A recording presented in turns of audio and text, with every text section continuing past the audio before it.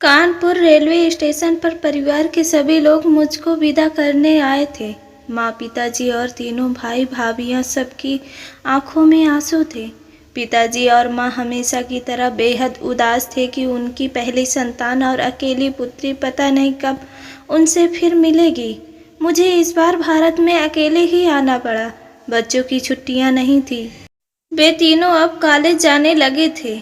जब स्कूल जाते थे तो उनको बहला फुसला कर भारत ले आती थी, लेकिन अब वे अपनी मर्जी के मालिक थे। हाँ, इनका आने का काफ़ी मन था, परंतु तीनों बच्चों के ऊपर घर छोड़कर भी तो नहीं आया जा सकता था। इस बार पूरे 3 महीने भारत में रही। 2 महीने कानपुर में मायके में बिताए और 1 महीना ससुराल में अम्मा व बाबूजी के साथ। मैं सबसे गले मिली। ट्रेन चलने में अब कुछ मिनट ही शेष रह गए थे। पिताजी ने कहा, बेटी चढ़ जाओ डिब्बे में, पहुंचते ही फोन करना। पता नहीं क्यों मेरा मन टूटने सा लगा। डिब्बे के दरवाजे पर जाते जाते कदम वापस मुड़ गए। मैं माँ और पिताजी से चिपट गई। गाड़ी चल दी। सब लोग हाथ हिला रहे थे। मेरी आंखें तो बस माँ और पिताजी पर ही केंद्रित थी। कुछ देर में सब ओझल हो गए। डिब्बे के शौचालय में जाकर मैंने मुंह धोया। रोने से आंखें लाल हो गई थी। वापस आकर अपनी सीट पर बैठ गई। मेरे सामने 3 यात्री बैठे थे, पति पत्नी और उनका 10 से 11 वर्षीय बेटा। लड़का और उसके पिता खिड़की वाली सीटों पर विराजमान थे। हम दोनों महिलाएं आमने सामने थी, अपनी अपनी दुनिया में खोई हुई। आप दिल्ली में रहती हैं क्या? उस महिला ने पूछा। नहीं, लंदन में रहती हूँ। दिल्ली में मेरी ससुराल है। यहाँ पीहर में इतने सारे लोग हैं, इसलिए बहुत अच्छा लगता है। दिल्ली में सास ससुर के साथ रहने का मन तो बहुत करता है, पर वक्त काटे नहीं करता। वहाँ बस खरीदारी में ही समय खराब करती रहती हूँ। अब मेरा मन कुछ हल्का हो गया था। आप मुझे आशा कहकर पुकार सकती हैं। मैंने अपना नाम भी बता दिया। मेरा नाम करुणा है और यह है हमारा बेटा राकेश और यह मेरे पति सोमेश्वर। करुणा के पति ने हाथ जोड़कर नमस्कार किया। राकेश अपनी मां के कहने पर नमस्ते के बजाय केवल मुस्कुरा दिया, लेकिन सोमेश्वर ने नमस्ते के बाद उससे आगे बात करने में दिलचस्पी नहीं दिखाई। मैंने अनुमान लगाया कि शायद वे दक्षिण के थे। करुणा और मैं तो हिंदी में ही बात कर रहे थे। शायद सोमेश्वर के हिंदी में बातें करने में परेशानी महसूस होती थी, इसलिए वे चुप ही रहे। गाड़ी दिल्ली कब तक पहुंचेगी? मैंने पूछा। वैसे पहुंचने का समय तो दोपहर के 3 बजे का है। अभी तक तो समय पर ही चल रही है। शायद यह गाड़ी आगरा के बाद मालगाड़ी हो जाती है। वहां से इसका कोई भरोसा नहीं। हम तो साल में 3-4 बार दिल्ली और कानपुर के बीच आते जाते हैं, इसलिए इस गाड़ी की नस नस से वाकिफ हैं। करुणा बोली। शायद 5 बजे तक पहुंच जाएगी। आप दिल्ली में कहाँ जाएंगी? करोल बाग। मैं बोली। आपको स्टेशन पर कोई लेने आएगा? करुणा ने पूछा। हमें तो टैक्सी करनी पड़ेगी। हम छोड़ आएंगे आपको करोल बाग। अगर कोई लेने नहीं आया तो? मुझे लेने कौन आएगा? बेचारे सास ससुर के बस का यह सब कहाँ है? मैंने संक्षिप्त उत्तर दिया। सोमेश्वर ने अंग्रेजी में कहा, आप फिक्र न कीजिए, हम छोड़ आएंगे। हम तो हौज खास में रहते हैं। कभी समय मिला तो आपसे मिलने आऊंगी। करुणा बोली। न जाने क्यों वह मुझे बहुत ही अच्छी लगी। ऐसे लगा जैसे बिल्कुल अपने घर की ही सदस्य हो। हाँ हाँ, जरूर आ जाना। परसों तो इंदु भी आ जाएगी। हम तीनों मिलकर खरीदारी करेंगी। करुणा की आंखों में प्रश्न तैरता देखकर मैंने कहा, इंदु मेरी ननंद है, मेरे पति से छोटी है, कलकत्ता में रहती है। कहीं इंदु के पति का नाम वीरेश तो नहीं? करुणा जल्दी से बोली। हाँ हाँ, वही।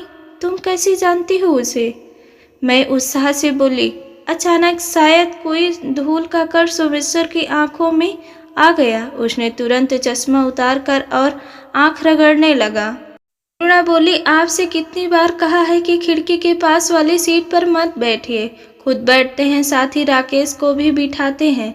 अब जाइए, जाकर आंखों में पानी के छींटे डालिए। सोमेश्वर सीट से उठ खड़ा हुआ। उसके जाने के बाद करुणा ने राकेश को पति की सीट पर बैठने को कहा और खुद मेरे पास आकर बैठ गई। आशा जी, आप मुझे नहीं पहचानती। मैं वही करुणा हूँ जिसकी शादी हरीश से हुई थी। अरे, तुम हो करुणा? मेरे मुंह से चीख सी निकल गई। करुणा ने मेरी ओर देखा, फिर राकेश को देखा। वह अपने में मस्त बाहर खिड़की के नज़ारे देख रहा था। करुणा का नाम लेना भी हमारे घर में मना था। हम सब के लिए तो वह मर गई थी। मेरे देवर से उसकी शादी हुई थी 12 वर्ष पहले। शादी अचानक ही तय हो गई थी। हरीश 2 वर्ष के लिए रूस जा रहा था प्रशिक्षण के लिए, साथ में पत्नी को ले जाने का भी खर्चा मिल रहा था। अम्मा और बाबूजी तो हमारे आए बिना शादी करने के पक्ष में नहीं थे। इनका ऑपरेशन हुआ था, डॉक्टरों ने मना कर दिया था यात्रा पर जाने के लिए, इसलिए हम में से तो कोई आ नहीं पाया था। शादी के कुछ दिनों बाद हरीश और करुणा रूस चले गए, लेकिन 2 महीने के भीतर ही हरीश की कार दुर्घटना में मृत्यु हो गई। मेरे पति लंदन से मॉस्को गए थे हरीश का अंतिम संस्कार करने। बेचारी करुणा भी भारत लौट गई। दुल्हन के रूप में भारत से विदा हुई थी और विधवा के रूप में लौटी थी। अम्मा और बाबूजी के ऊपर तो दुख का पहाड़ टूट पड़ा था। उनका बेटा भरे जवानी में ही उनको छोड़कर चला गया था। वे करुणा को अपने पास रखना चाहते थे, लेकिन वह नागपुर अपने माता पिता के पास चली गई। कभी कभार करुणा के पिता ही बाबूजी को पत्र लिख दिया करते थे। अम्मा और बाबूजी की खुशी का सीमा नहीं रही जब उन्हें पता चला कि उनके बेटे की संतान करुणा के कोख में पनप रही है। कुछ दिनों बाद करुणा के पिता ने पत्र द्वारा बाबूजी को उनके पोते के जन्म की सूचना दी। अम्मा और बाबूजी तो खुशी से पागल ही हो गए। दोनों भागे भागे नागपुर गए अपने पोते को देखने, लेकिन वहां पहुंचने पर पता चला कि करुणा ने बेटे को जन्म अपने पीहर में नहीं बल्कि अपने दूसरे पति के यहाँ बम्बई में दिया था। दोनों तुरंत नागपुर से लौट आए। बाद में करुणा के 1 या 2 पत्र भी आए, परंतु अम्मा और बाबूजी ने हमेशा के लिए उससे रिश्ता तोड़ लिया। हरीश की मृत्यु के बाद इतनी जल्दी करुणा ने दूसरी शादी कर ली, इस बात के लिए वो उसे क्षमा नहीं कर पाए।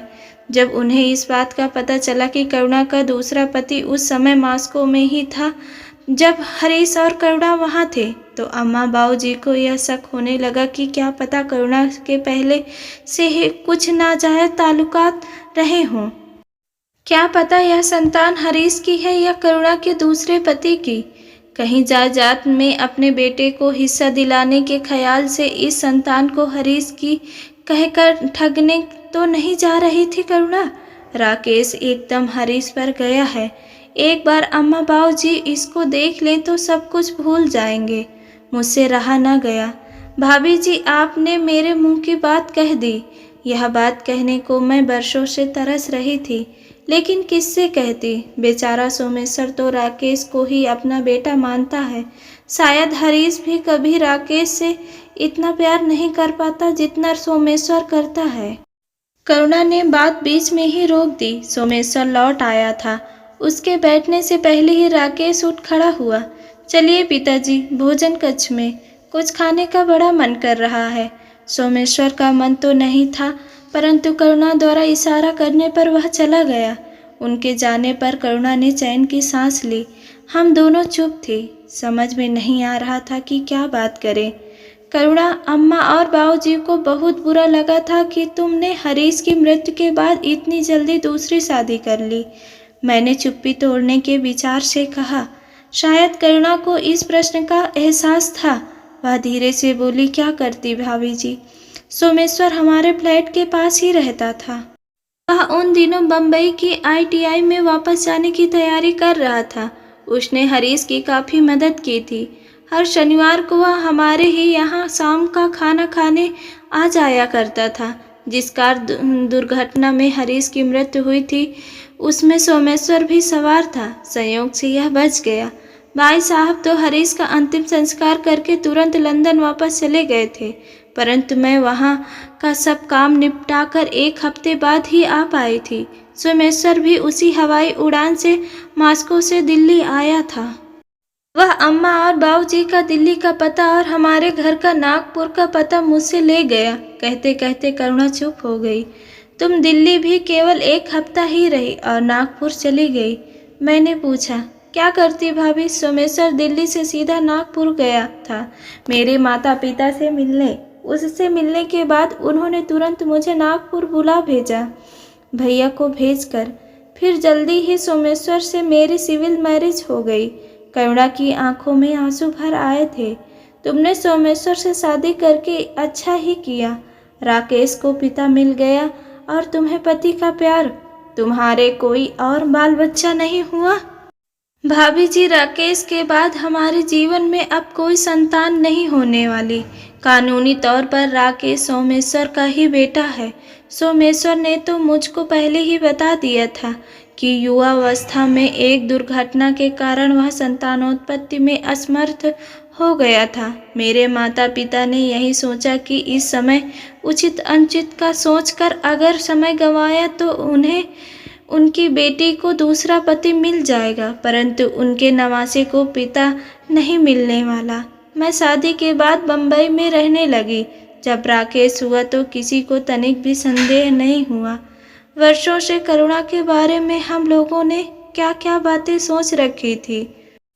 अम्मा और बाबूजी तो उसका नाम आते ही क्रोध से कांपने लगते थे, परंतु अब सब बातें साफ हो गई थी। बेचारी शादी के बाद कितनी जल्दी विधवा हो गई थी। पेट में बच्चा था, फिर एक सहारा नजर आया जो उसकी जीवन नैया को दुनिया के थेपेड़ों से बचाना चाहता था। ऐसे में कैसे उस सहारे को छोड़ देती? अपने भविष्य को, अपनी होने वाली संतान के फ्यूचर को किसके भरोसे छोड़ देती? मैंने करुणा के सिर पर हाथ रख दिया। वह मेरी ओर स्नेह से देखने लगी। अचानक वह झुकी और मेरे पाँवों को हाथ लगाने लगी। आप तो रिश्ते में मेरी जेठानी लगती हैं। आपके पाँव छूने का अवसर फिर पता नहीं कब मिलेगा या नहीं। मैंने उसको अपने पाँवों को छूने दिया। चाहे अम्मा और बाबूजी ने करुणा को अपनी पुत्रवधू के रूप में अस्वीकार कर दिया था, परंतु मुझे अब वह अपनी देवरानी ही लगी। कुछ ही देर में सोमेश्वर और राकेश लौट आए। भोजन कक्ष से काफ़ी सारा खाने का सामान लाए थे। हम सभी मिलजुल कर खाने लगे। दिल्ली जंक्शन आ गया। सामान उठाने के लिए 2 कुली किए गए। सोमेश्वर ने मुझे कुली को पैसे देने नहीं दिए। टैक्सी में सोमेश्वर आगे ड्राइवर के साथ बैठा था। मैं, करुणा और राकेश पीछे बैठे थे। कुछ ही देर बाद हमारा घर आ गया। सोमेश्वर डिग्गी से मेरा सामान निकालने लगा। बेटा, ताई जी को नमस्ते करो, पाँव छुओ इनके, करुणा ने कहा तो राकेश ने आज्ञाकारी पुत्र की तरह पहले हाथ जोड़े, फिर मेरे पाँव छुए। मैंने उन दोनों को सीने से लगा लिया। सोमेश्वर ने मेरा सामान उठाकर बरामदे में रखकर घंटी बजाई। मैंने करुणा और राकेश से विदा ली। चलते चलते मैंने 100 रुपये का एक नोट राकेश की जेब में डाल दिया। अम्मा और बाबूजी को तो मेरी ही प्रतीक्षा कर रहे थे। तुरंत दरवाज़ा खोल दिया। मेरे सास सोमेश्वर को देखकर तनिक चौंके, परंतु मैंने कह दिया, अम्मा जी, ये अपनी टैक्सी में मुझे साथ लाए थे। कार में इनकी पत्नी और बेटा भी है। चाय वगैरह पीकर जाइएगा। बाबूजी ने आग्रह किया। नहीं, अब चलता हूँ। सोमेश्वर ने हाथ जोड़ दिए। अम्मा और बाबूजी मुझको घेर कर बैठ गए। वे सवाल पर सवाल किए जा रहे थे, सफ़र के बारे में, मेरे पीहर के बारे में, परंतु मेरा मन तो कहीं और भटक रहा था। लेकिन उनसे क्या कहती? मैं कहना तो चाहती थी कि आप यह सब मुझसे क्यों पूछ रहे हैं? अगर कुछ पूछना ही चाहते हैं तो पूछिए कि वह आदमी कौन था जो यहाँ तक मुझे टैक्सी में छोड़ गया था। टैक्सी में बैठी उसकी पत्नी और पुत्र कौन थे? शायद मैं साहस करके उनको बता भी देती कि उनके खानदान का एक चिराग कुछ क्षण पहले उनके घर की देहरी तक आकर लौट गया है। वे दोनों रात के अंधेरे में उसे नहीं देख पाए थे। शायद देख पाते तो उसमें उन्हें अपने दिवंगत पुत्र की छवि नजर आए बिना नहीं रहती।